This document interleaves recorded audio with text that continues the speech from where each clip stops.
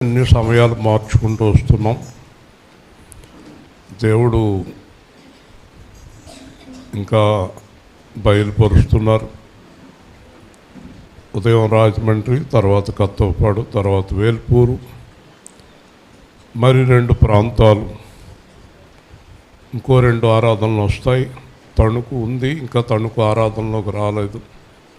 తణుకుతో పాటు ఇంకొక ప్రాంతాన్ని చూపిస్తున్నారు ప్రభు. అంటే 5 ఆరాధనలు ఉంటాయి. కాబట్టి మీరు సమయాన్ని పాటించాలి, క్రమంగా ఉండాలి, పరిశుద్ధులుగా ఉండాలి. మనం చాలా విషయాల్లో సమయాన్ని పాటించడం అలవాటు మనకి. ఏదైనా కార్యక్రమాలకు వెళ్ళినా, ట్రైన్కి వెళ్ళినా, బస్సుకి వెళ్ళినా సమయాలు పాటిస్తున్నాం. దేవుడి దగ్గరికి సమయం పాటించడం లేదు, అది మంచిది కాదు.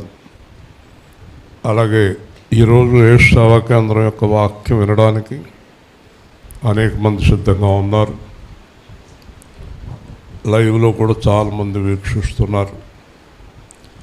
దేవుడు మన హృదయంలో ఉంచిన పరిశుద్ధాత్మ ద్వారా మనం దేవుని మాటలు మాట్లాడుకుంటున్నాం. ఈరోజు రాజమండ్రిలో, కత్తవపాడులో ఇక్కడ కూడా ఒక ప్రాముఖ్యమైన విషయాన్ని, అబద్ధ బోధకులు, అబద్ధ సేవకులు, అబద్ధ సంఘాలు ఎవరు అనేది కూడా మీకు వివరించాలనుకుంటున్నాను. అబద్ధ సేవకులు, అబద్ధ సంఘాలు, అబద్ధ బోధలు వాళ్ళ యేసుక్రీస్తు వైపు చూపించరు, వాళ్ళ వైపు చూపించుకుంటారు. అలాగే రకరకాల మేనరిజమ్స్, మ్యాజిక్లు జరుగుతాయి అని చెప్తారు. ధనాపేక్ష కలిగి ఉంటారు, డబ్బు గురించే మాట్లాడతారు. ముఖ్యంగా పరిశుద్ధత గురించి మాట్లాడరు. ఈ మాట నాకు ఆర్ఆర్కే గారు చెప్పారు. ఏ సంఘంలో పరిశుద్ధత గురించి ఎక్కువగా బోధిస్తున్నారో ఆ సంఘం దేవుని సంఘం. పరిశుద్ధత గురించి బోధ లేని సంఘాలు దేవుని సంఘం కాదు. అలాగే యేసుక్రీస్తే సంఘానికి అధ్యక్షుడిగా ఉండాలి, సేవకుడు కాదు. ఇశ్రాయేలు గారి సంఘం కాదు, యేసుక్రీస్తు సంఘం. పేర్లు పెట్టుకుంటున్నారు, వారి పేర్లు సంఘాలకి, పలానా ఆయన సంఘం అని అంటున్నారు. అలాగే ఇలింద్రపురం వారు వచ్చారా, ఇలింద్రపురం నుంచి వారు మొన్న చెప్తున్నారు నాకు, వారి సంఘంలో పాస్టర్ గారు ప్రమాణం చేయించాడంట, మేము జీవించినంతకాలం ఈ సంఘాన్ని వదిలిపెట్టమని ప్రమాణం చేయించాడంట ఆయన దొంగ పాస్టర్ గారు. ఎందుకంటే అలాంటి ప్రమాణాలు బైబిల్లో లేవు. జీవించినంతకాలం యేసుక్రీస్తుని వదిలిపెట్టమని ప్రమాణం మాత్రమే ఉంది. దేవుని స్తోత్రం. సంఘాలకి యేసుక్రీస్తుకి విశ్వాసులకి సంబంధం ఏమీ లేదు. అలాగే ప్రమాణం చేయించినటువంటి వ్యక్తి ఎప్పుడు ఉంటాడా అంటే, నేను అడిగాను మరి ఆయన ఎలా ఉన్నాడు. ప్రమాణం చేయించిన 2 వారాలకి ఆయనకి హార్ట్ అటాక్ వచ్చిందని చెప్పారు. కాబట్టి ఇలాంటి ప్రమాణాలు వద్దు. ఇంకొక ఆయన అంటాడు, అనవసరంగా మీరు డబ్బులు ఖర్చు పెడుతున్నారు వైద్యానికి, మా పాస్టర్ గారు మీ మీద చెయ్యేస్తే మీ రోగం అంతా పోద్దని. ఆయన క్యాన్సర్ వ్యాధిని నయం చేసి ఒక ఆయన వచ్చాడంట. నేను అన్నాను, ఎన్ని లక్షలు ఖర్చు అయినా నేను కారు వేసుకెళ్ళి ఆయన తీసుకొస్తాను. ఇందాక వనిత కూడా వచ్చింది ఆరాధనకి. వనిత వాళ్ళ అమ్మగారు క్యాన్సర్ హాస్పిటల్లో ఉన్నారు. అక్కడ ఒక 400 మంది క్యాన్సర్ పేషెంట్లు ఉన్నారు. ఆయన వచ్చి చెయ్యేసి క్యాన్సర్ తగ్గించేస్తే మనమే చాలా లక్షలు ఆయనకి ఇద్దాము. అనవసరంగా ఖర్చు పెడుతున్నారు అక్కడ డబ్బులు. అర్థమైందా? ఇలాంటి పూటగొప్ప మాటలు, నాటకపు మాటలు చెప్పకూడదండి. యేసు ప్రభు స్పష్టంగా చెప్పాడు, నేను స్వస్థపరచను అని చెప్పారు బైబిల్లో. లోకాలో చెప్తాడు ఆయన. నువ్వు వచ్చి స్వస్థపరచంటే నేను ఈ కార్యక్రమాలకు రాలేదు, అందరికీ చెయ్యను. ఎప్పుడో ఎక్కడో ఎవరికో జరగవచ్చు, జరగకపోవచ్చు. కాబట్టి స్వస్థత గురించి ఆడే నాటకాలన్నీ డబ్బుల కోసం ఆడే నాటకాలే సంఘాలు. స్వస్థతశాలలు అబద్ధపు సంఘాలు, నూనెబుడ్డల సంఘాలు అబద్ధపు సంఘాలు, వాక్యం లేని సంఘాలు. ఒక విషయాన్ని మీకు స్పష్టంగా బోధిస్తాను.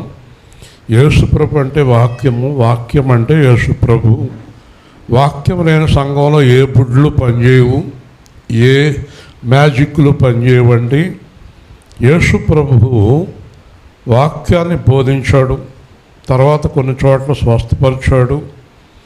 అది ఆయన ఇష్టమైంది, కానీ ఆయన అందరినీ స్వస్థపరచలేదు, అందరికీ మరణం నుంచి జయము ఇవ్వలేదు. అయితే మనం కొన్ని ఆలోచన చేసినప్పుడు దేవుడు స్వస్థపరుస్తాడా, దేవుడు ఆరోగ్యాన్ని ఇస్తాడా? దేవుడు పద్ధతి ఎలా ఉంటుందంటే, దేవుని ఆలోచన దేవునికి తప్ప మనుషులకు అర్థం కాదు.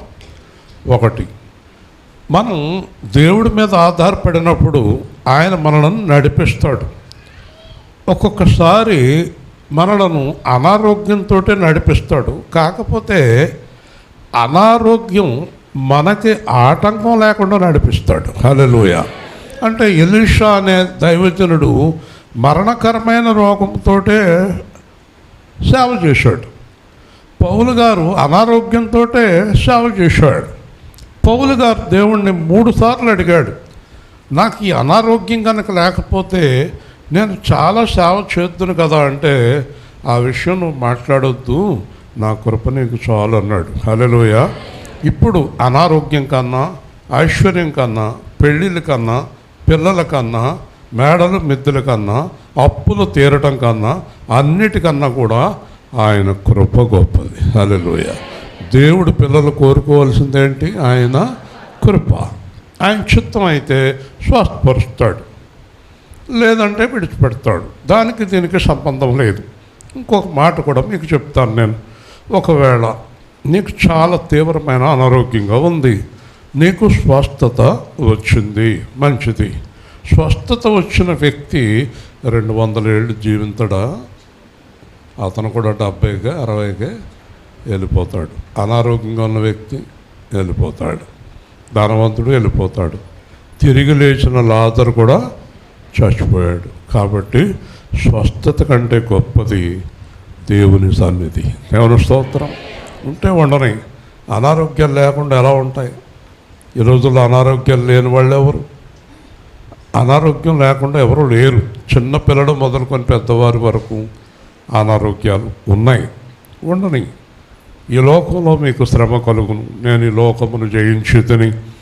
ఇంకా చాలా ప్రాముఖ్యమైన విషయం ఏంటంటే, యేసుప్రభులో ఉండేవారు అనారోగ్యానికి ప్రాధాన్యత ఇవ్వకూడదు. దేవుని స్తోత్రం. యేసుప్రభుకే ప్రాధాన్యత ఇవ్వాలి. అర్థమైందా? ఒకసారి 2022లో సెప్టెంబర్లో 3 రోజుల ఉపవాస ప్రార్థన జరిగింది ఇక్కడ. ఉపవాస ప్రార్థనలో నేను 3 రోజులు కూడా కాలు నొప్పితో బాధపడ్డాను. ఈ కాలు కింద ఒకటి పెట్టుకుని, కాలు ఇలా పెట్టుకుని వాక్యం చెప్పాను. కింద పెడితే విపరీతమైన పోటు. అర్థమవుతుంది మీకు? బిళ్ళలు వేసుకున్నా తగ్గలేదు. పగలు రాత్రి కూడా గంటల తరబడి నిలబడి వాక్యాన్ని బోధించాను. కూర్చోలేదు, కాలు వాసిపోతుంది, విపరీతమైన పోటు వస్తుంది. 3 రోజులు కూడా దేవుణ్ణి నేను కాలు నొప్పి గురించి అడగలేదు. హల్లెలూయా. అడగలేదు. 22 సెప్టెంబర్లో 3 రోజులు విపరీతమైన బాధ. సెప్టెంబరు 22 నుంచి ఇప్పుడు 2025లోకి వచ్చాము. ఆ 3 రోజుల తర్వాత కాలు నొప్పి అనేది నేను ఎప్పుడూ ఎరగను. దేవుని స్తోత్రం. కాబట్టి దేవుడి కార్యాలు మనకేం అర్థం కావు. పోనా 3 రోజులు స్వస్థపరిస్తే నేను ఇంకా వాక్యం బాగా చెప్తాను కదా నేను అనుకుంటా, ఆయన అనుకోవాలి. మీలో చాలామందికి ఏమనిపిస్తుంది? మన తేజకి, మరి ప్రభువా ఇలాగ అయ్యి ఉంటే బాగుంటాను కదా అంటే, దేవుడు అంటాడు, తేజమ్మ నువ్వు దేవుడు ఆలోచన సభలో చేరమ్మా వెళ్ళి పరలోకంలో అంటే దేవుడికి ఆలోచన చెప్తావా? మనలో చాలామంది ఉన్నారు మహాజ్ఞానులు, మరి మాకు ఎలా చేసుంటే బాగుండును కదా. నువ్వు చెప్పినట్టు చేయాలి దేవుడు. పోనీ సలహా ఏం చేయాలి? పోనీ మీలో ఎవరైనా ఏదైనా ఒక సలహా దేవుడికి ఇస్తారా? మైకి ఇస్తాను ఇవ్వండి, ఇస్తారా? దేవుడికి సలహా ఇస్తారా? మరి ఎవరా మీరు? చాలాసార్లు ప్రార్థనలో సలహాలు ఇస్తారు. మీరు ప్రార్థనలో దేవుడికి సలహా ఎవరా? ఇంచుమించు 170% మంది సలహాలు ఇస్తారు. ఏమని? ఇలా చెయ్యి ప్రభువా, ఇలా చెయ్యి ప్రభువా, నా మనవడిని ఇలా చెయ్యి ప్రభువా, నా మనవరాలను ఇలా చెయ్యి ప్రభువా, మా ఆయన్ని ఇలా చెయ్యి ప్రభువా. ఎవరా మీరు సలహాలు ఇస్తారా? అది పాపమని తెలుసా మీకు? అసలు అది పాపం అన్న విషయం తెలుసా మీకు? తెలీదా? పాపమని తెలీదా? తెలుసా? పాపమేనా? ఇంచేత పాపం అది. మీరు ఇలాగ ప్రార్థించవలనని ఎవరు చెప్పారు? మరి మీరు ఇష్టం వచ్చినట్టు ప్రార్థన ఎందుకు చేస్తున్నారు? చెప్పండి. నీ చిత్తమైతే అది జరిగించుము అని అడగాలి. హల్లెలూయా. ఏమనాలి?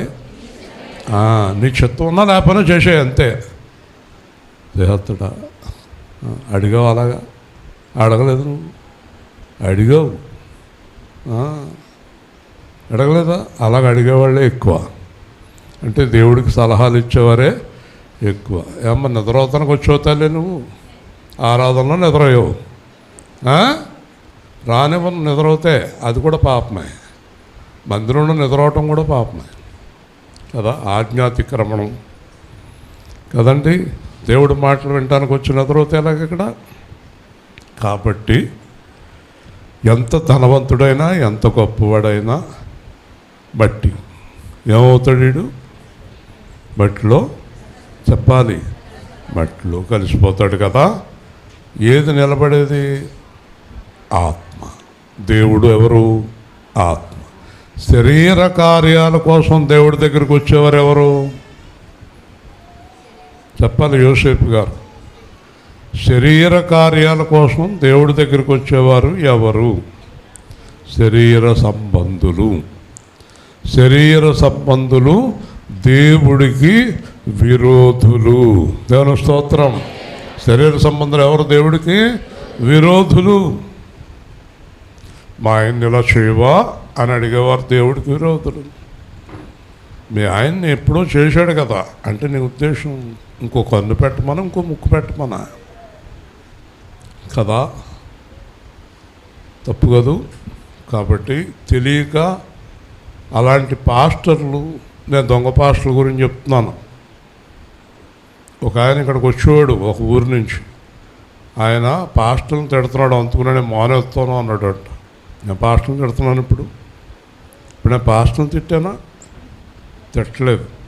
దొంగ పాస్టర్ గురించి చెప్తున్నాను. దేవుని స్తోత్రం. యథార్థమైన దైవజనుడిని నేనేమీ అనలేదు, అననివ్వడు కూడా. హల్లెలూయా. దొంగల గురించి చెప్పాలి. సరే, బ్యాంకులో చూసారా? బ్యాంకులో పోటు చూసారా? రైల్వే స్టేషన్లో పోటు చూసారా? బస్ స్టాండ్లో పోటు చూసారా? మీరేం చూడరు. మీరు ఎక్కి బస్సు, ఎక్కి రైలు తప్ప, ఆ బ్యాంక్ దగ్గర డబ్బులు తీసుకునే గోల్ తప్ప. దొంగగారు ఉన్నారు, జాగ్రత్త. రైల్వే స్టేషన్లో, బస్ స్టాండ్లో, బ్యాంకులో. ఆయన మీకన్నా ముందు వచ్చాడు ఇక్కడికి. ఎవరు చెప్పండి? కాబట్టి చర్చిలో కూడా పెట్టాలి ఆ బోర్డు. చర్చిలో ఎందుకు పెడతలేదు ఆ బోర్డు? చర్చిలో కూడా పెట్టారు. దొంగలు ఉన్నారు. ఇందాక కత్తపళ్ళు ఒకడు వచ్చాడు. ఆ రోడ్ల మూల నుంచుని ఇలా పట్టుకుని నుంచుంటారు రాత్రి పగలు డబ్బుల కోసం. అలా అక్కడ కూడా నుంచుంటాడు కదా ఒకడు. అక్కడ వచ్చాడు ఒకడు. వచ్చి ఏదో కాగితం ఎత్తున్నాడు. బయటికి పోతున్నాం. చర్చిలో అలాంటివి అనుమతించను. చర్చి బయట నుంచో ఎవరన్నా ఏదైనా ఇవ్వాలంటే ఇస్తారు, ఇక్కడికి రాకు. పైగా గవర్నమెంట్ వాళ్ళకి నెలకు 6,000 ఇస్తుంది. ఇదోటికి అడుక్కుని బ్రతుకు. కాబట్టి జాగ్రత్త. దొంగలు ఉన్నారు. ఎక్కడున్నారు? మనలోనే ఉన్నారు. జాగ్రత్త. దేవుని స్తోత్రం. మరి జాగ్రత్తగా ఉండండి, చాలా జాగ్రత్తగా ఉంటారు. యేసు ప్రభువుని నమ్ముకున్న వాళ్ళందరూ మంచోళ్ళు అనుకుని పప్పులో కాలేసే అవకాశం కూడా ఉంది కదా. జాగ్రత్తగా ఉండాలి. యేసు ప్రభు ఏమన్నాడు తెలుసా? ఒక మాట నేను ఇవాళ అన్ని చూపిస్తాను. దాంట్లో ఒక మాట యోహాను 6వ అధ్యాయంలో మనం చదువుపోయేది అదే, కానీ ఎందుకో ఈ మాట ముందు చదువుతాం. యోహాను 6:70 ఈ మాట మనకెంతో ఆశ్చర్యంగా ఉంటుంది. యోహాను 6:70 నేను మిమ్మల్ని 12 ఏర్పరచుకొనలేదా? మీలో ఒకడు సాతాను అని. హల్లెలూయా. అర్థమైంది మీకు? నేను అంటున్నాను అనుకున్నారు ఇప్పుడు దాకా ప్రసన్నమణి గారు. అయ్యో మాస్టర్ గారు ఎవరెవరిని ఏదో అని వేస్తున్నారు అనుకుంటాం. కాదు, యేసు ప్రభు అంటున్నాడు, నేను మిమ్ములను ఏర్పాటు చేసుకున్నాను. ఎంతమందిని? మీలో ఒకడు దొంగ. మాట్లాడరేంటి?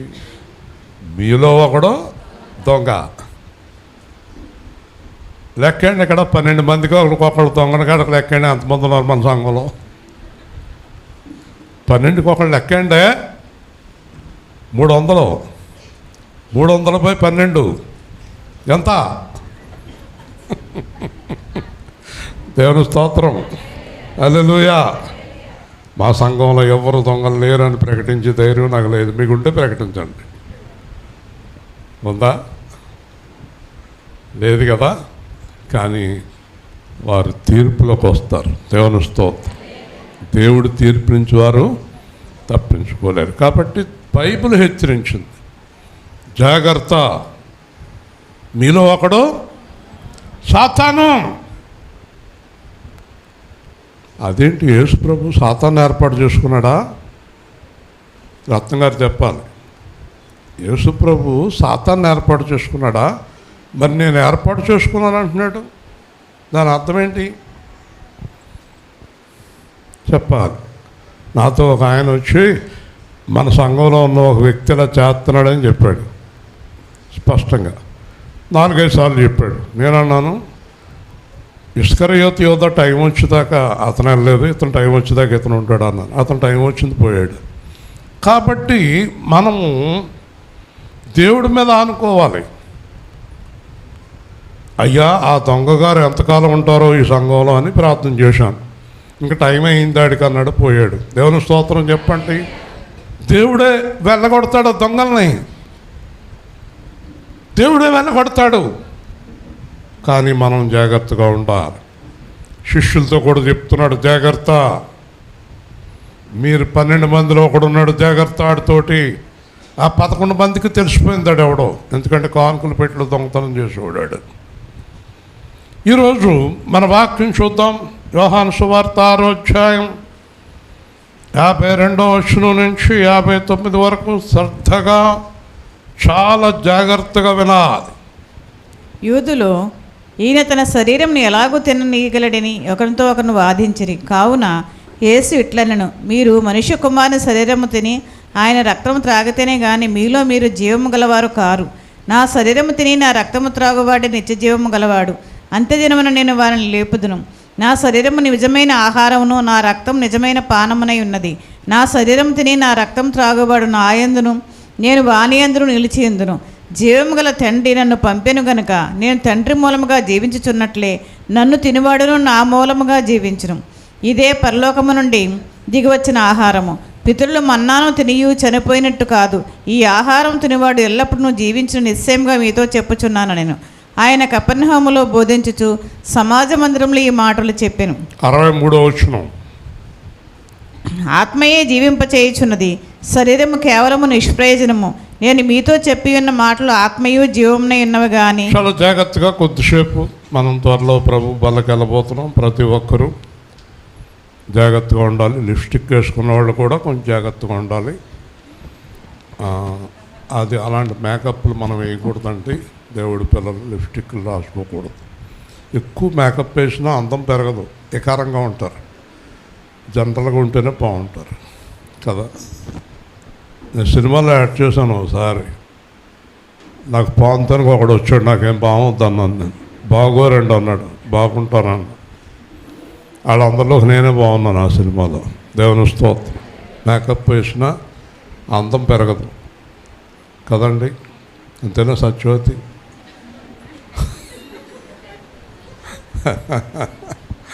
చాలా జాగ్రత్తగా ఉండాలి. ఓవర్గా ఉండకూడదు, ఏది మితంగా ఉండాలి. మితంగా ఉండాలి, ప్రతిదీ మితంగా ఉండాలి.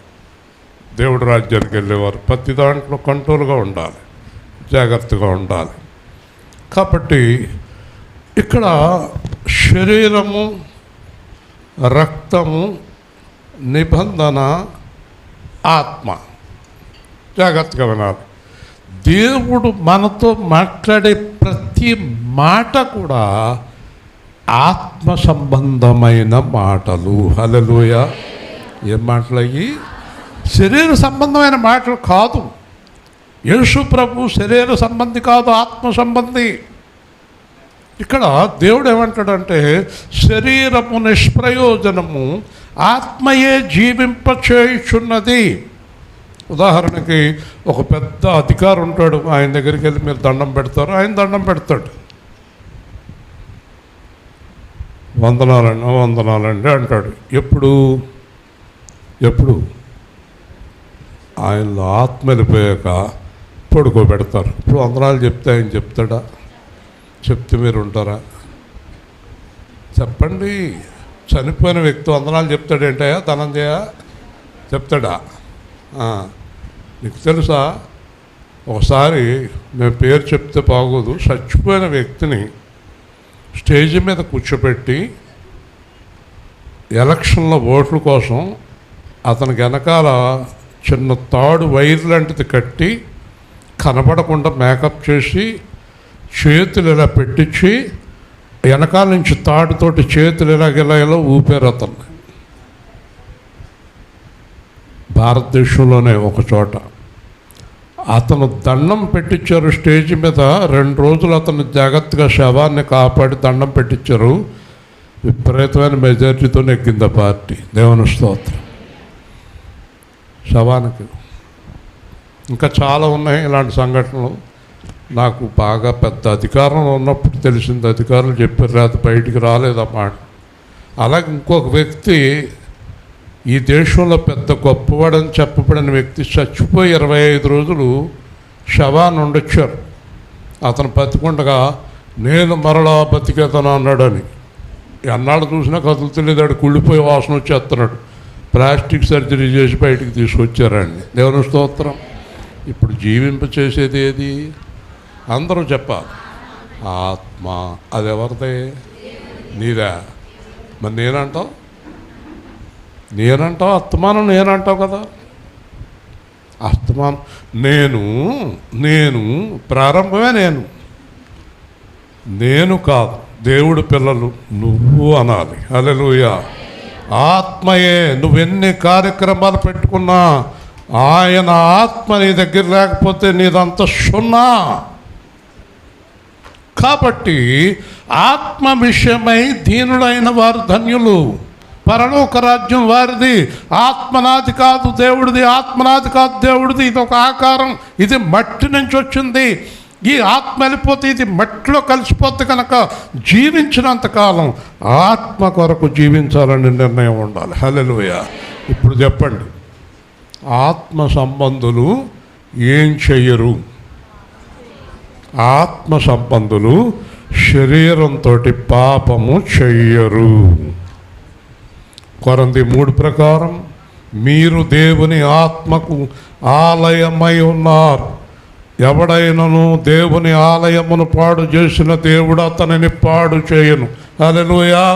ఆత్మ సంబంధి తాగడు, ఆత్మ సంబంధి వ్యభిచరించడు, ఆత్మ సంబంధి దొంగతనం చేయడు, ఆత్మ సంబంధి లంచాలు తీసుకోడు, ఆత్మ సంబంధి ఎవరిని ద్వేషించడు, ఆత్మ సంబంధి ఎవరితోటి గొడవ పడ్డు, ఎవరిని చంపడు, ఎవరిని కొట్టడు, ఎవరిని తిట్టడు, గర్వంగా ఉండడు.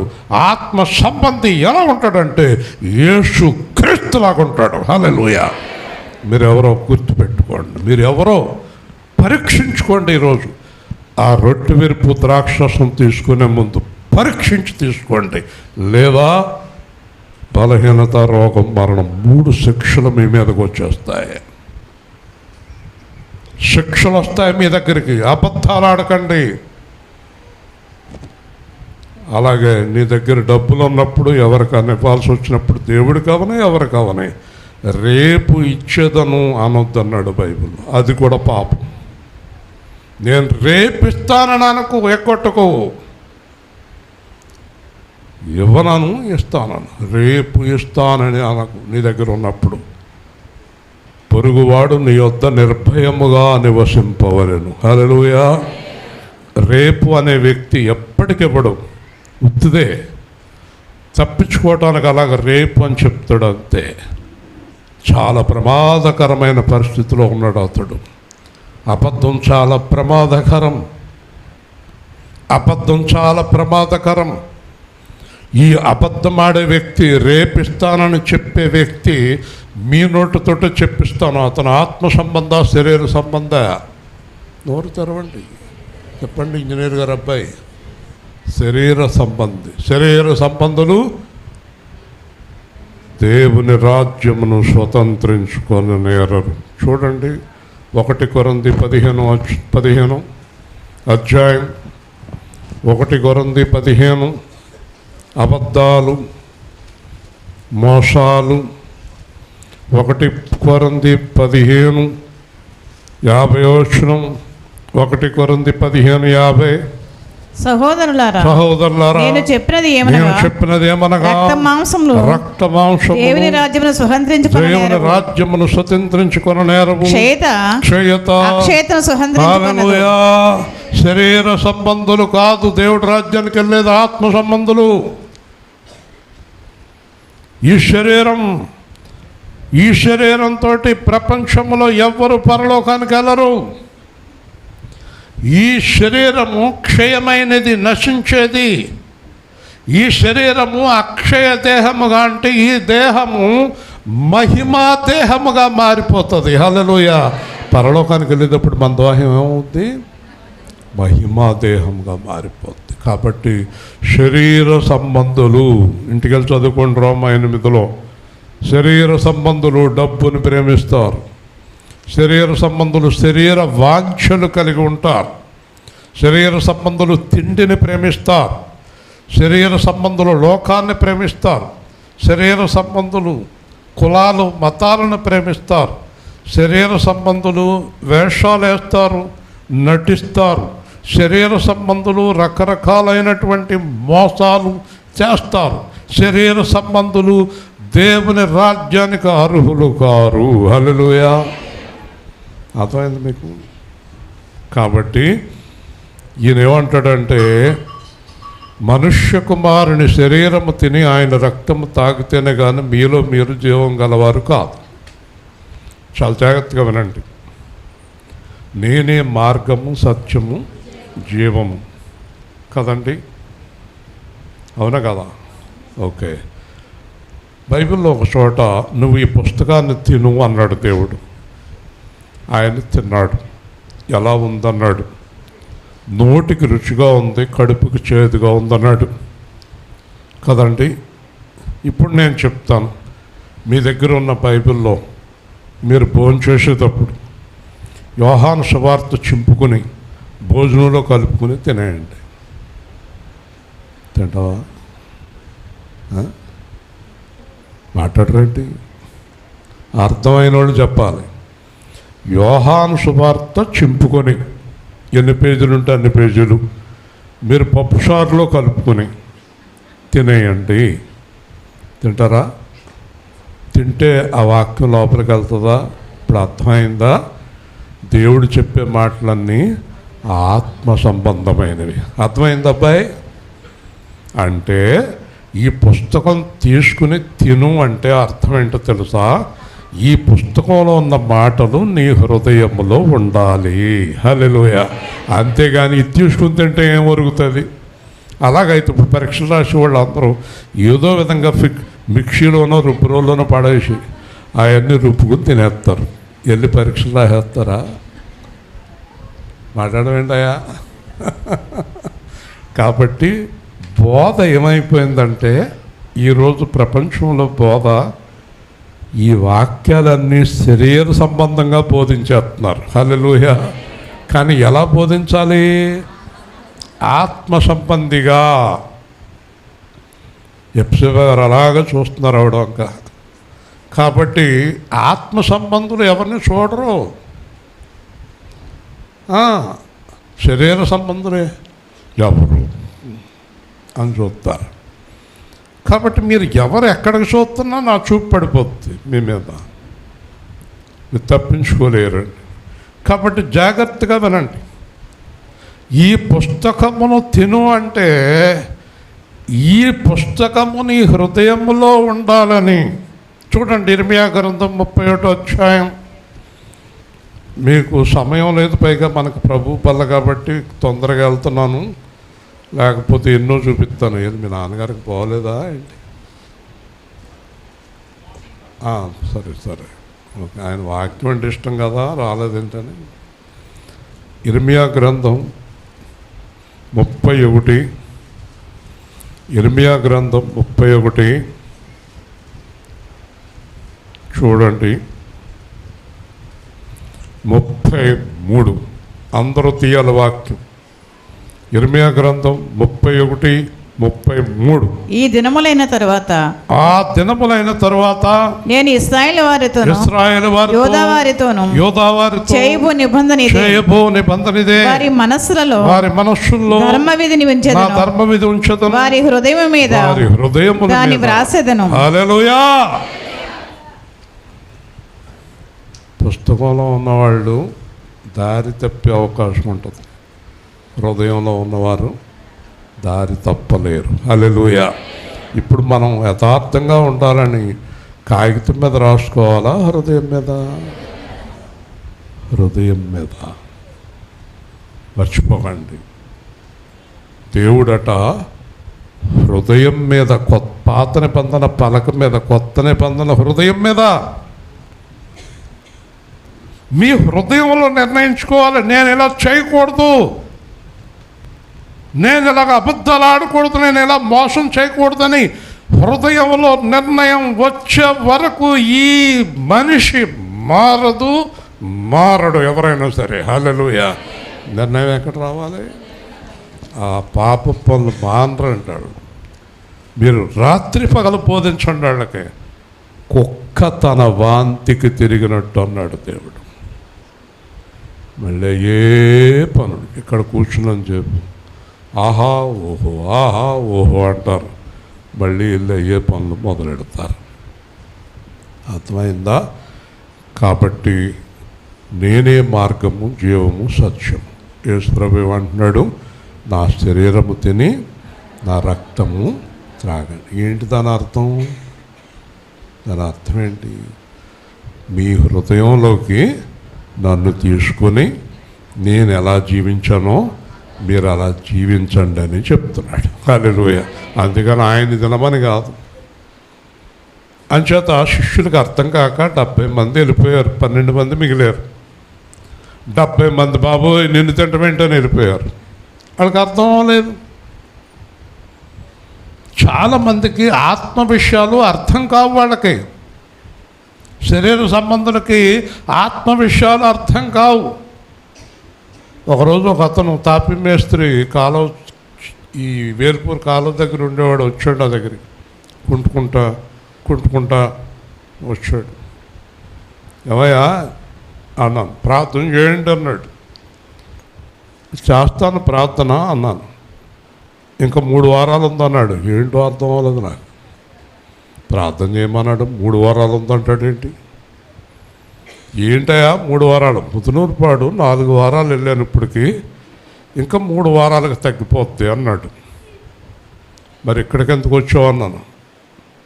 మీతో చెప్పుదామని.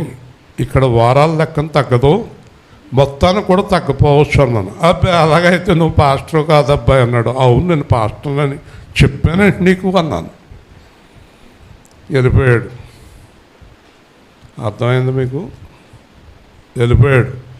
7 వారాలు వెళ్ళాడు. 7 వారాలు వెళ్ళిన తర్వాత తగ్గలేదట.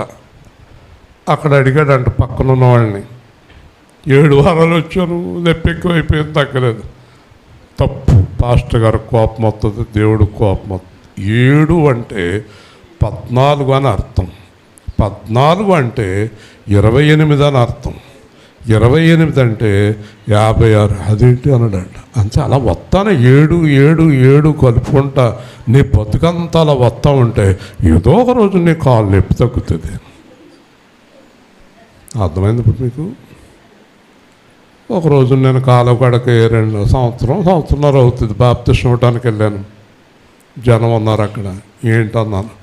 ఆయన పోయాడు అన్నారు. 7 వారాలు అవ్వకుండానే అయ్యో పాపం పోయాడా? కాలు నొప్పి తగ్గిందా? తగ్గలేదు, కాలు ఎక్కువైపోయింది. నిద్రవుతానికి వచ్చావా దానం చేయక్కడికి? నిద్రవుతానికి వచ్చావా అన్నా కూడా నిద్రవుతున్నాడు. ఎంత బాగా నిద్రవుతున్నాడు చూడాడు.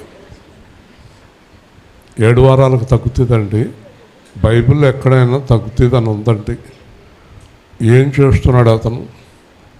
మోసం చేస్తున్నాడు. హల్లెలూయా. మరి యేసు ప్రభు ఏం చెప్పాడు? నన్ను తినండి. దేవుని స్తోత్రం. వీళ్ళు ఏం చెప్తున్నారు? నీకు తగ్గిపోతుంది. యేసు ప్రభు ఏం చెప్తున్నాడు? నన్ను తినండి. బోధకి ఏమైనా సంబంధం ఉందా? అబద్ధపు బోధ. దేవుని స్తోత్రం. చూసారా? ఒక మాట అడుగుతాను, చెప్పండి. మీ అబ్బాయి ఉన్నాడు. మొన్నే నా మనవడికి కొంత ఆడికి ఏదో గొంతు దగ్గర ఇబ్బంది వచ్చింది. సరే డాక్టర్ గారి దగ్గరికి వెళ్ళాం. ఆయనేమో జ్వరం జ్వరం జ్వరం అని పొడి చేశాడు. తీరా చూస్తే ఆయన చేసిన వైద్యానికి అసలు వచ్చిన రోగానికి సంబంధం లేదు. ఇంకో చోటకు పోతే అయ్యో ఇదంతా ఇదైపోయిందని చెప్పి దానికి మందు వేశారు. తగ్గిపోయింది. పూర్తిగా అది క్యూర్ అయిపోయింది. అయితే నేను అబ్బాయి గురించి ప్రార్థన చేయలేదా? చేశాను. అబ్బాయిని హాస్పిటల్ తీసుకెళ్ళలేదా? తీసుకెళ్ళాను. ఒకరోజు వీళ్ళందరూ భోజనం అంటున్నా, నేను భోజనం చేయలేదు. దేవుడు అన్నాడు అయ్యే వరకు భోజనం చేయొద్దు అన్నాడు. ఇవన్నీ చేశాను, తగ్గింది. ఎందుకు చేశాను చెప్పండి మీలో ఎవరైనా? అతడు నాకు మనవడు కాబట్టి. అవునండి, చెప్పాలి. అతను నాకు మనవడు కాబట్టి చేశానా లేదా? గట్టిగా చెప్పాలి. ఇప్పుడు చెప్పండి, అతడు నాకు మనవడు. మీరెవరు దేవుడికి? నోరు తెరవండి. పిల్లలు. మన ఎవరు పిల్లలు? గట్టిగా చెప్పండి. దేవుడు చేయడా? గట్టిగా దేవుని స్తోత్రం చెప్పండి. కాబట్టి దీనికి సెపరేట్గా ఎవరు అక్కర్లేదు. నువ్వు దేవుని బిడ్డవి. యేసుక్రీస్తునందలి విశ్వాసం చేత మీరందరూ దేవుని కుమారులై ఉన్నారు. మీరు ఎప్పుడు ఏడుస్తూ దేవుడి దగ్గర ప్రార్థన చేస్తూ ఉండగా దేవుడికి ఎప్పుడైనా జాలి కలిగినప్పుడు అది ఎంత భయంకరమైన రోగమైనా కూడా తీసి పడేయచ్చు. హల్లెలూయా. అంతేగాని ఎవరి దగ్గరికి వెళ్ళి నెత్తిమే చేతులు వేయించుకోక్కర్లా. ఆ దుకాణాల అవసరం లేదు. బైబిల్ బోధించేది యేసుక్రీస్తునందు విశ్వాసం ఉంచు. అంతేగాని ఈ దుకాణాలు మనకే. సంఘంలో బోధించవలసింది ఏంటో తెలుసా? నువ్వు యేసుక్రీస్తుతోటి ఏకమవ్వు అని బోధించాలి. హల్లెలూయా. ఆయన ఏం చెప్తున్నాడు? ఆయన శరీరం ఆయన రక్తం తాగి తినమన్నాడా? నా శరీరం నా రక్తం తిని తాగమన్నాడు. హల్లెలూయా చెప్పండి. నా శరీరము తిని నా రక్తము త్రాగండి, అంత్యదినమున నేను వానిని లేపుదును. హల్లెలూయా. ఏ దినమున? ఈ లోకం అంతా అంతమైపోతుంది. అప్పుడు దేవుని రాజ్యం వస్తుంది. దేవుని రాజ్యం వచ్చే ముందు ఆయన్ని తిని ఆయన్ని తాగిన వారు, అంటే ఆయనలాగా జీవించిన వారిని దేవుడు తిరిగి లేపుతాడు. హల్లెలూయా. తర్వాత వాళ్ళు ఎప్పుడు దేవుడితోటే ఉంటారు. కాబట్టి ఇప్పటి రోగాలు, ఈ గొడవలు ఏది కూడా మనము పట్టించుకోకూడదు. హల్లెలూయా. నీకు క్యాన్సర్ అమ్మా అని డాక్టర్ గారు అంటే దేవునికి స్తోత్రం అనండి. అర్థమైందా? ఒకవేళ మీ భర్త మోసగాడైతే ఇదిగో ఈ రోజు నుంచి నిన్ను వదిలేస్తున్నానంటే దేవునికి స్తోత్రం అనండి. నీ భార్య మోసగత్తి అయితే నిన్ను వదిలేస్తున్నానంటే దేవునికి స్తోత్రం అనండి. వింటున్నారా? నీ ఆస్తి అంతా ఎవరో దొంగతనం చేసుకెళ్ళిపోయారు అన్నారు అనుకోండి, దేవునికి స్తోత్రం అనండి. పలానా వాళ్ళు నిన్ను మోసం చేసి వెళ్ళిపోయారంటే దేవునికి స్తోత్రం అనండి. ఎందుకంటే మనకి ఈ లోకానికి ఏ విధమైన సంబంధము లేదు. హల్లెలూయా. ఆ స్థితికి రావాలి మీరు. పులవ పంట ఏడకూడదు. పులవ పంట అయ్యో ఇలా చేసేసారని ఏడకూడదు. మీరు ఏడవలసింది ఎప్పుడో చెప్పినా జీవకుమారి, నువ్వు కానీ నీ కూతురు కానీ ఎవరైనా కానీ ఎప్పుడు ఏడాలో తెలుసా? యేసు ప్రభు మనల్ని విడిచిపెడితే ఏడాలి. కానీ సాగరాలు పొంగిన నింగి నేల కూలిన, సాగరాలు పొంగిన నింగి నేల కూలిన, భయమేలా ఓ సంగమా, దిగులేలా ఓ సంగమా, క్రీస్తే నీ అండనున్నా, పండ క్రీస్తే నీ అండనున్నా, గీతములు పాడుమా, నీ ప్రియుని వీక్షించుమా, బండ సందున పావురమా, వరుడు నిన్ను కోరిను, నీ ప్రియుడు నిన్ను కోరిను, నీ స్వరము వినిపించుమా, నీ ముఖము చూపించుమా, రాజు దిగి వచ్చు వేళ నీవు సంసిద్ధమా, నీవు పరిశుద్ధమా. స్తోత్రం. నేను ఒక మాట మీతో చెప్పనివ్వండి. మీలో ఎవరిని మోసం చేసినా బాధపడకండి. ఒక్కటే తెలుసుకోండి, ఎళ్ళంతే అనుకోండి. హల్లెలూయా.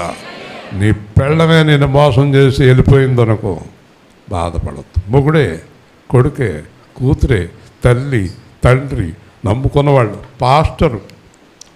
రాజమండ్రి ఒక పాస్టర్ గారు 10 లక్షలు పోజేషన్ ప్యాకెట్కి వెళ్ళిపోయాడట. ఆవిడ చెప్తుంది, ఎవరు మోసం చేసినా మొట్టమొదట నమ్మండి, వీళ్ళ మోసం చేసేవారే అని నమ్మండి. హల్లెలూయా. ఒక ఆయన వచ్చి అడిగాడు, ఏమండి యేసు ప్రభువుల అబ్బాయిలు ఉన్నారా అన్నాడు. ఏ అన్నా, మోసం ఉండదని చెప్పలేమండి. యేసు ప్రభువుల అమ్మాయిలు ఉన్నారా? ఏమండి మోసం ఉండదని చెప్పలేము. చెప్పగలుగుతురా? మాట్లాడరండి. చెప్పగలుగుతురా? మరి ఇప్పుడు ఎలాగా? ఏం చేయాలి? పెళ్లి చేసుకోవాలా మానేయాలా? చేసుకోవాలి. మరి ఇప్పుడు స్నేహం చేయాలా చేయకూడదా? చేయాలి. మరి డబ్బులు ఎవరికైనా ఇవ్వాలా ఇవ్వకూడదా? ఇవ్వాలి. ఎవరితోటన్నా ఆటో కానీ బండి కానీ ఎక్కాలి. మరి ఎలాగా? లోకంలో ఉన్నాం. మరి యేసు ప్రభువు అన్నాడు, లోకంలో ఉన్నవారికి శ్రమలు కలుగుతాయి అన్నాడు. కాబట్టి పెళ్లి రోజునే అనుకోవాలి, ఇది చివరిదాకా కాపురం చేయదని పెళ్లి చేసుకోవాలి, ఆడు చేయడని పెళ్లి చేసుకోవాలి. ఇప్పుడు రోజులు బట్టి అంతేనా? అలా చూస్తారేంటి? జరుగుతులేదా? మన సంఘంలోనే 3 జరిగిపోయినాయి. దేవుని స్తోత్రం చెప్పండి. అమ్మ అంతేనా? అంతేనమ్మా? అవునా కదా? కాబట్టి ఒకవేళ మంచి భార్య దొరికిందా అదృష్టవంతుడు, మంచి మొగుడు దొరికాడా అదృష్టం, మంచి పాస్టర్ దొరికాడా అది అదృష్టం, మంచి విశ్వాసం దొరికారా అది అదృష్టం, తబల కొట్టేవాడు మంచోడు దొరికాడా, ప్యాట్ కొట్టి దొంగోడు దొరికాడా అంటే అది అదృష్టం అనుకోవాలి. దేవుని స్తోత్రం. హల్లెలూయా. కాబట్టి దేవుడి మీద నిందలో వేయొద్దు. ఏమని? ప్రభా నిన్ను నమ్ముకుందని ఆ అమ్మాయిని నేను పెళ్లి చేసుకుంటే ఏం చేసిందో చూడు అని యేసు ప్రభుని మీరు అడిగారు అనుకోండి. యేసు ప్రభు అంటాడు, నీ బాధ నీది, నా బాధ నాది, నన్ను రోజు కొన్ని కోట్ల మంది మోసం చేసేస్తున్నారు, నేనేం చేయను అంటాడు ఆయన. దేవుని స్తోత్రం. కూడా ఉన్నవాడు 12 మందిలో కూడా మోసం ఏం చేయాలి? ఇప్పుడు అయ్యో భయం కింద ఉంది మీకు. కాబట్టి మాట చెప్పనా, ఆత్మ సంబంధులుగా జీవించండి. హల్లెలూయా చెప్పండి. ఆత్మ సంబంధులు ఏ విషయం కూడా బాధపడరు. ఆత్మ సంబంధులు ఏమంటారో చెప్పనా, తిరగటే ఏమంటారు చెప్పు. యెహోవా ఇచ్చెను ఆయన నామమునకు. హల్లెలూయా చెప్పండి, గట్టిగా చెప్పండి. ఏమన్నాడు? యెహోవా. ఇప్పుడు దొంగోడు పట్టిపోయినా ఆయన తీసుకున్నాడు అనుకోవటమే. మనం ఏం మాట్లాడకూడదు. రెండో మాట, బ్రతుకుట చావైతే అయిపోయింది. That's it. నేను ఎంతో ప్రేమించాను, నన్ను మోసం చేసేసాడు అని తెల్లవాళ్ళు నెత్తి నోరు బాదుకున్నా ఆడంతే. ఆడు మారడం అసలు నీ హృదయాన్ని బట్టే ఆడు వచ్చాడు నీ దగ్గరికి. దేవుని స్తోత్రం. హల్లెలూయా. నువ్వేం చేయలేవు. ఇంకో మాట చెప్తాం, గ్లోరీ గారిని అడుగుదాం, మళ్ళీ నాకు కూడా వచ్చింది అనుకుంటుంది. ఒక మనిషిని మార్చగలడా ఈ ప్రపంచంలో? చెప్పాలి, సమాధానం చెప్పాలి. మార్చగలడా? ఏ మనిషి మార్చలేడు. రెండో మాట చెప్తాను. రెండో మాట మీ నోటంట చెప్పాలి. దేవుడు ఒక మనిషిని మార్చగలడా? సరిగ్గా చెప్తలేదు. మార్చగలడా? ఏం చెప్తున్నారు? గ్లోరీ గారు ఏం చెప్తుందా? మారుతాడంటుందా, మార్చడంటుందా? దేవుడు ఒక మనిషిని మార్చగలడా?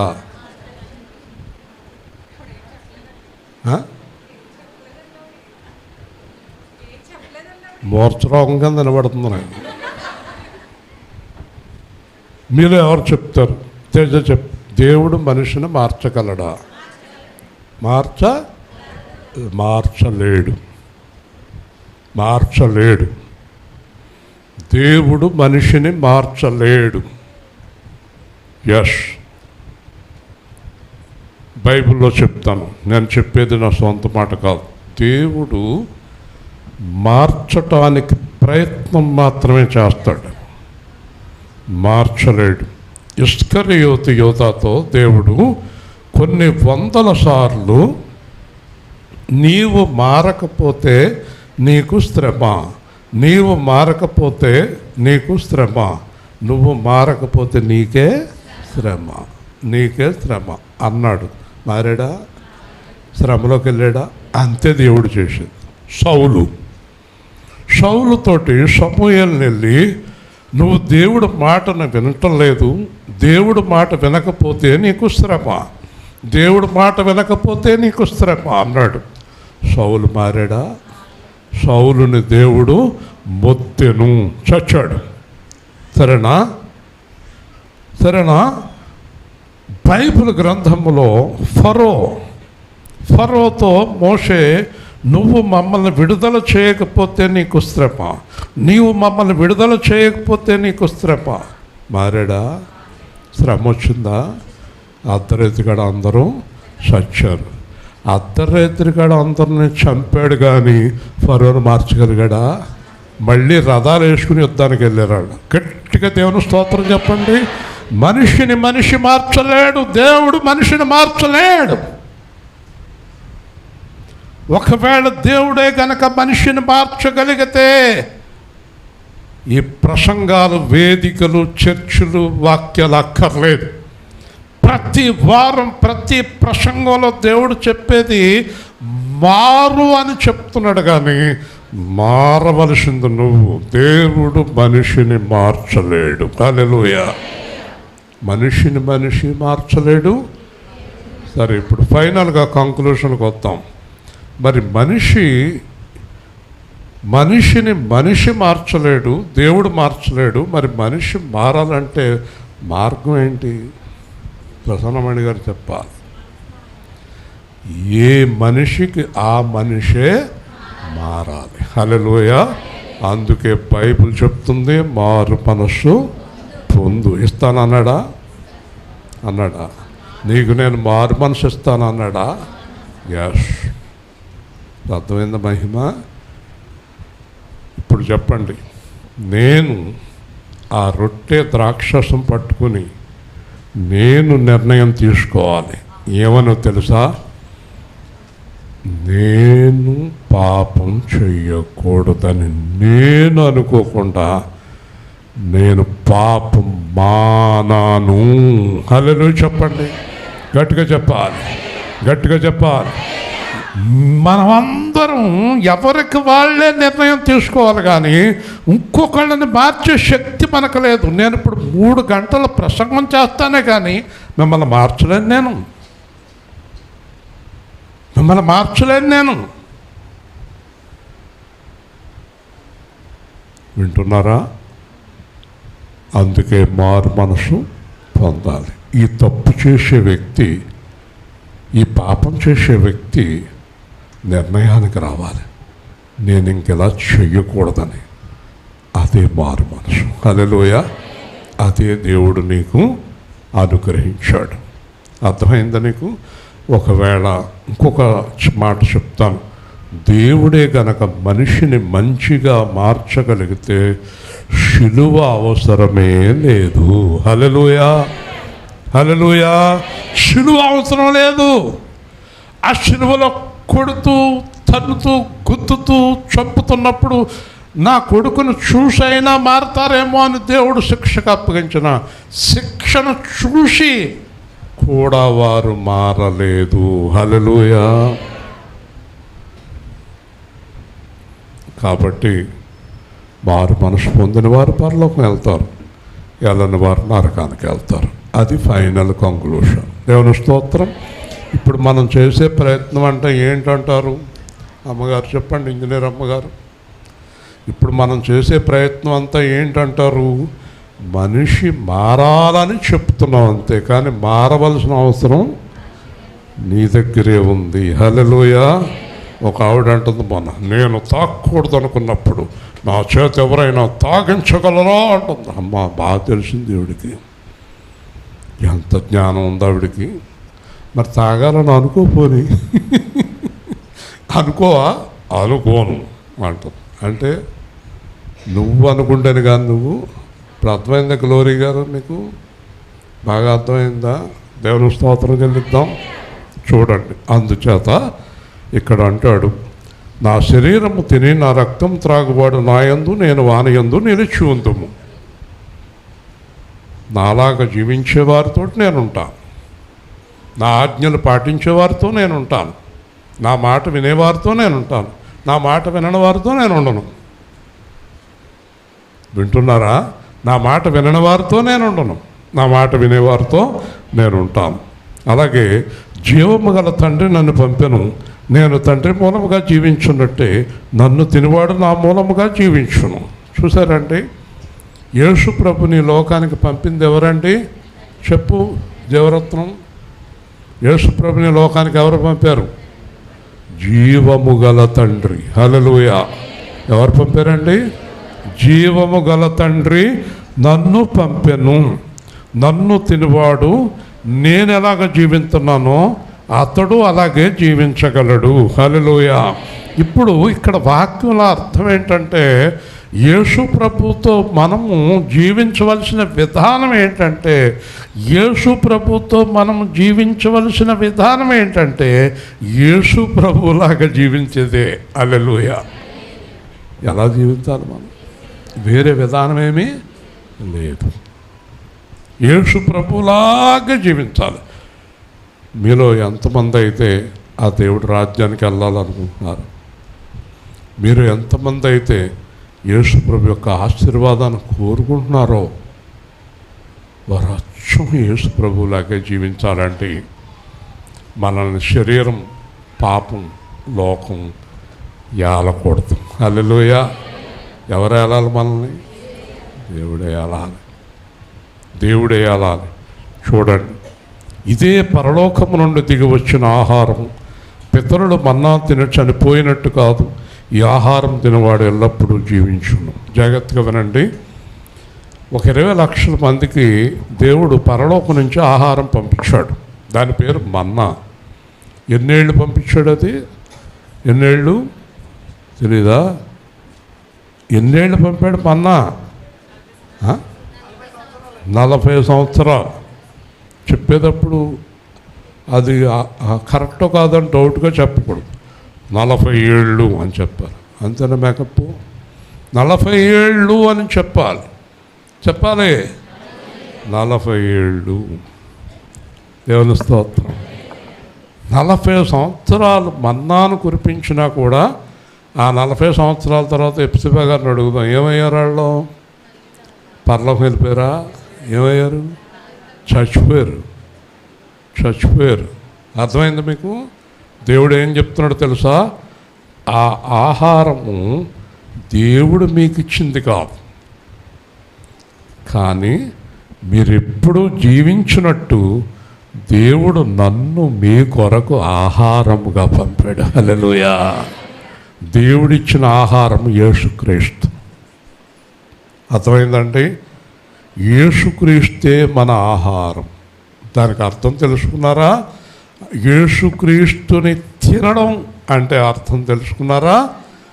యేసుక్రీస్తుని తినడం అంటే శిలువకి వెళ్ళండి. శిలువలో యేసు శరీరాన్ని రక్తాన్ని మొత్తం అప్పగించేశాడు. దానికి ముందు పస్కా బలి అన్నాడు. ఇది నా శరీరము, ఇది నా రక్తము, దీన్ని తీసుకొని తిని త్రాగండి అన్నాడు. ముగించేస్తున్నాను, జాగ్రత్తగా వినండి. తర్వాత అన్నాడు, ఇది మీరు చెయ్యండి అన్నాడు, నన్ను జ్ఞాపకము చేసుకున్నటకు. ఈరోజు మనం ఈ కార్యక్రమం చేయాల్సింది ఎందుకో తెలుసా? ఆయన్ని జ్ఞాపకం చేసుకోవటానికి. అంటే ఇది మనం తింటాం, ఇది మనం తాగుతాం. అంటే అర్థం ఏంటి? రొట్టె తిని ద్రాక్షరసం తాగటం కాదు. యేసుక్రీస్తు శరీరము తిని యేసుక్రీస్తు రక్తము త్రాగుతాము. యేసుక్రీస్తు శరీరము తిని రక్తము త్రాగే వారికి హెచ్చరిక ఏంటంటే, మిమ్మల్ని మీరు పరీక్షించుకొని అది చేయవలను. మీలో ఎవరైనా పాపములో ఉంటే గనక అది చేయకూడదు. మీరు పూర్తిగా ఆయనలాగా జీవించాలనుకుంటేనే అది చేయాలి. ఒకవేళ మీరు ఆజ్ఞాతిక్రమంలో ఉండి పాపంలో ఉండి ఈ రొట్టె తిని ఈ ద్రాక్షరసం తాగితే బలహీనత, రోగము, మరణము. హల్లెలూయా. బలహీనత, రోగము, మరణం. అందుకే మీలో చాలామంది రోగులై ఉన్నారు అన్నాడు పౌలు. హల్లెలూయా. ఒకటి ఇక్కడ బలహీనత, రోగము, మరణము. అక్కడ పాతాళం, అగ్నిగుండం. వింటున్నారా? ఇప్పుడు శరీరాన్ని తినడం, రక్తాన్ని త్రాగటానికి అర్థం ఏంటో చెప్పండి చూద్దాం. అర్థం ఏంటో చెప్పనా? నా పాపం కొరకు నీ శరీరం, నా పాపం కొరకు నీ రక్తం ఇచ్చావు, ఇది నేను తింటున్నాను, ఇది నేను తాగుతున్నాను, కాబట్టి నాలో పాపము లేదు, మరణం పోయింది, జీవం వచ్చింది, ఇక మీదట నేను నీ కొరకు జీవిస్తాను అని చెప్పేదే తినడం, త్రాగటం. హల్లెలూయా. అంతేగాని ఆయన తిని ఆయన తాగటం కాదు. అది నిబంధన, ఆత్మ నిబంధన. కాబట్టి ఈ ఆహారం తినవాడు ఎల్లప్పుడూ జీవించును. చెప్పండి. అంటే మనకు మరణము లేదు. వాళ్ళకి రెండవ మరణం. మొదటి మరణం అందరికీ ఉంది. రెండవ మరణం వినాలి. రెండవ మరణం అంటే శిక్ష. మొదటి మరణం ప్రపంచంలో అందరూ చనిపోతారు, కానీ మనకు రెండవ మరణం లేదు. హల్లెలూయా. మనకు రెండవ మరణం ఎందుకు లేదంటే దీనివల్ల ఆయన శరీరము రక్తము వలన ఆయన జీవించినట్టే మనం కూడా ఎల్లప్పుడూ జీవించి ఉంటాం. చివరిగా ఏమంటాడు? 63 చదువుకున్నాం. ఆత్మయే జీవింపచేయుచున్నది. మనం జీవించడానికి కారణం శరీరమా, ఆత్మ? మళ్ళీ చెప్పాలి. మనం జీవించడానికి కారణం ఆత్మయే జీవింపచేయుచున్నది, శరీరము నిష్ప్రయోజనము. అయిపోయింది. జాగ్రత్తగా వినండి. యోసేపు గారు ఏదో పనిలో ఉన్నారు. వినండి. కాబట్టి ఆత్మయే జీవింప చేయుచున్నది, శరీరము నిష్ప్రయోజనం. చెప్పండి అందరూ, నిజం చెప్పండి. ఒకసారి ఇంటికి వెళ్ళి ఆలోచించుకోండి. ఆత్మ చెప్పినట్టు జీవిస్తున్నారా, శరీరం చెప్పినట్టు జీవిస్తున్నారా? ఈ లోకంలో మనం అర్థం అవ్వలేదా? శరీరం చెప్పినట్టు జీవిస్తున్నామా, ఆత్మ చెప్పినట్టు జీవిస్తున్నామా? మొత్తం శరీరం చెప్పినట్టే, ఆత్మ చెప్పినట్టు జీవించలేదు. దేవుడేమంటున్నాడు? శరీరము నిష్ప్రయోజనము. శరీరం ఏమవుతుంది? ఇప్పటికే అయిపోయింది కదా, ఏముంది? మనలో చాలామంది 70% చచ్చిపోయాం, కొద్దిగా ఉంది మన దగ్గర. దీపం ఏమంటుంది? మిడిక్ మిడిక్ మిడిక్ మిడిక్ మిడిక్ వంట చూడండి, ఆ టైపులో ఉన్నాం ఇప్పుడు. అందరం కాదులే, ఇంకా పాపం యవనస్తులు వాళ్ళు చాలామంది ఉన్నారు. మా మటుకు మేము tick tick tick tick tick tick అంటున్నాం, ఇప్పుడు టప్పన ఆరిపోతుంది. దేవుని స్తోత్రం చెప్పండి. అంతే కదా. కొంతమందికి చాలా కాలం బతుకుతో అనంత ధైర్యంగా చూస్తున్నారు. అలా ఏమో ఎప్పుడెవరు ఆరిపోతారో తెలియదు. ఇప్పుడు చెప్పండి, శరీరము నిష్ప్రయోజనము, ఆత్మయే జీవింప చేయుచున్నది. ఇప్పుడు చెప్పండి, శరీరం చెప్పినట్టు జీవించాలా, ఆత్మ చెప్పినట్టు జీవించాలా? మళ్ళీ చెప్పాలి. ఆత్మ చెప్పినట్టు జీవింతే యేసుక్రీస్తులాగా జీవించాలి. ప్రార్థన చేసుకుందాం. రొట్టె విరిపికి సిద్ధపడదాం, ప్రార్థన చేసుకుందాం. వెళ్ళిపోండి. యేసుకు గారు ఏదో కంగారు పని ఉందా? ఓకే.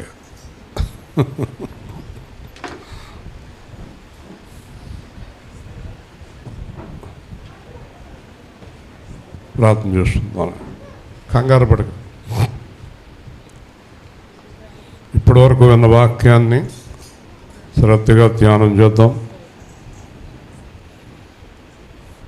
ప్రేమగల తండ్రి, జీవాధిపతి అయిన ప్రభువా, నీవు చెప్పినట్టు నీ ఆత్మ ఆదేశించిన ప్రకారం ఆత్మఫలములు కలిగి, పరిశుద్ధ జీవితాన్ని కలిగి, పరలోక జీవితాన్ని కలిగి ఉంటే కృప అనుగ్రహించమని, నీ ఆత్మ ఆదేశించిన ప్రకారం జీవించే భాగ్యం దయచేయమని, సాతాను క్రియలు, సాతాను బంధకాలన్నిటి నుంచి మాకు విడుదల దయచేయమని, మేము వాక్యాన్ని అర్థం చేసుకుని అలాగే యథార్థంగా జీవించే కృప మాకు దయచేయమని, ఈ రొట్టె విరిపి తీసుకునే ముందుగానే ఒక నిర్ణయానికి రావడానికి సహాయం చేయమని, మీలాగా జీవించడానికి మా ఆత్మకు మీ ఆత్మ ద్వారా కృపను అనుగ్రహించి బలాన్ని దయచేయమని, మీ ఆత్మలో మమ్మల్ని స్థిరపరచి బలపరచమని, కార్యక్రమాన్ని దీవించమని యేసు నామములో అడుగుతున్నాం తండ్రి. ఆమె. జాగ్రత్తగా ప్రార్థన చేసుకుని తీసుకోండి. రొట్టె విరుపు జాగ్రత్త. ప్రార్థన చేసుకుని తీసుకోండి. పాట పాడతారా?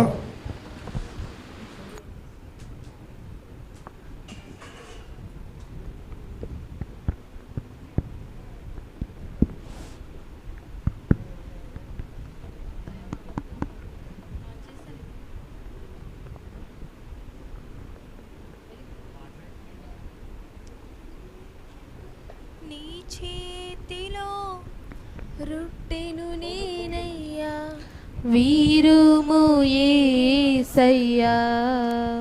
నీ చేతిలో రొట్టెను నేనయ్యా, వీరుము యేసయ్యా. వీరుము యేసయ్యా, ఆశీర్వదించు యేసయ్యా. వీరుము యేసయ్యా, ఆశీర్వదించు యేసయ్యా.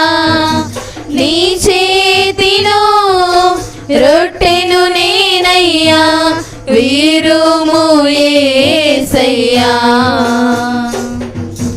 తండ్రి ఇంటి నుండి పిలచితివి, అబ్రామును ఆశీర్వదించితివి.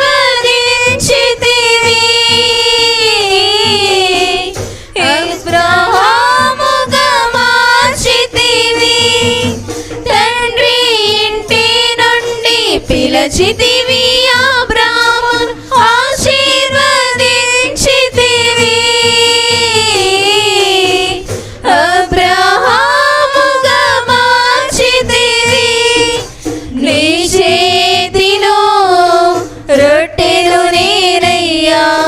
వీరుము యేసయ్యా.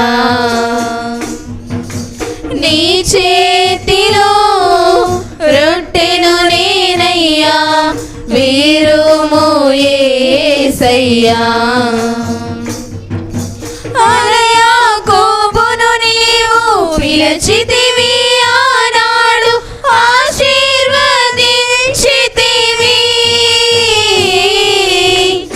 ఇశ్రాయేలుగా మార్చితివి. యాకోబును నీవు పిలిచితివి, ఆనాడు ఆశీర్వదించితివి.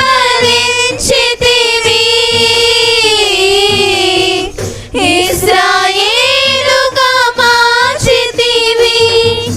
నీ చేతిలో రొట్టెను నేనయ్యా, వీరుము యేసయ్యా.